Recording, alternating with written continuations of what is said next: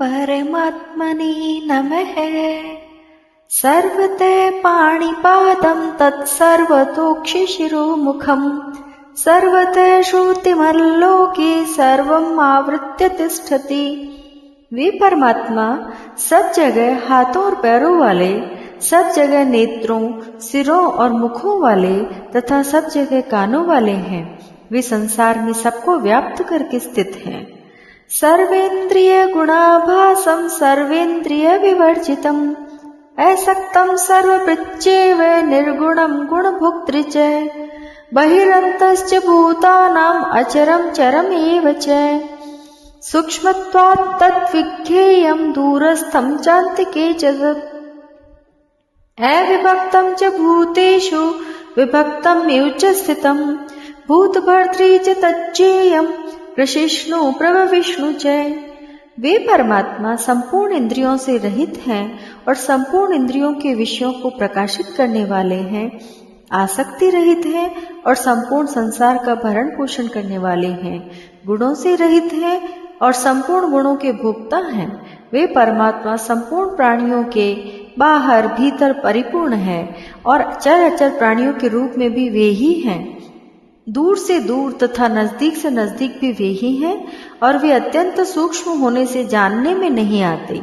वे परमात्मा स्वयं विभाग रहित होते हुए भी संपूर्ण प्राणियों में विभक्त की तरह स्थित हैं और वे जानने योग्य परमात्मा ही संपूर्ण प्राणियों को उत्पन्न करने वाले तथा उनका भरण पोषण करने वाले और संहार करने वाले हैं। ज्योतिषामापि तज्ज्योतिस्तमसः परमुच्यते ज्ञानं ज्ञेयं ज्ञानगम्यं हृदि सर्वस्य विष्ठितम्। वे परमात्मा संपूर्ण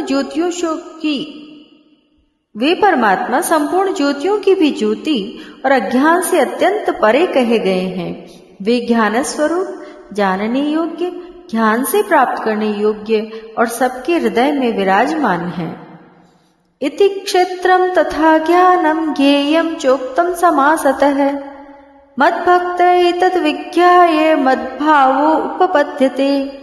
इस प्रकार क्षेत्र, ज्ञान और ज्ञेय को संक्षेप से कहा गया है। मेरा भक्त इसको तत्व से जानकर मेरे भाव को प्राप्त हो जाता है। प्रकृतिं पुरुषं चैव विद्येनादियो भावपि विकारांश्च गुणांश्चैव विद्धि प्रकृति संभवान् कार्यकरणकर्तृत्वे हेतु प्रकृतिरुच्यते पुरुषे सुख दुःखानां भोक्तृत्वे हेतुरुच्यते। प्रकृति और पुरुष दोनों को ही तुम अनादि समझो और विकारों को तथा गुणों को भी प्रकृति से ही उत्पन्न समझो।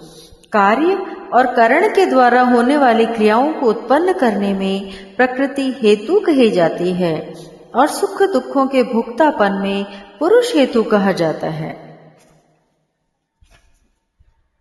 पुरुषे प्रकृतिस्थो हि भुंक्ते प्रकृतिजान् गुणान् कारणं गुण संगोस्य सदसद्योनि जन्मसु।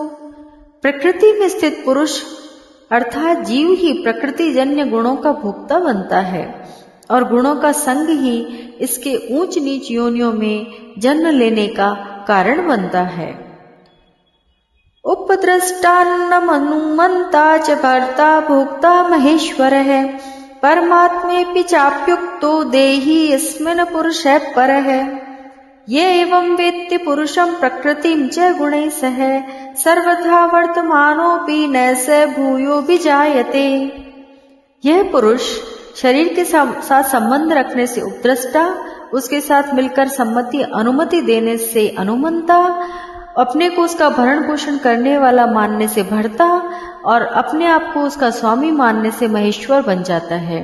परंतु यह पुरुष परमात्मा इस नाम से कहा जाता है। ओ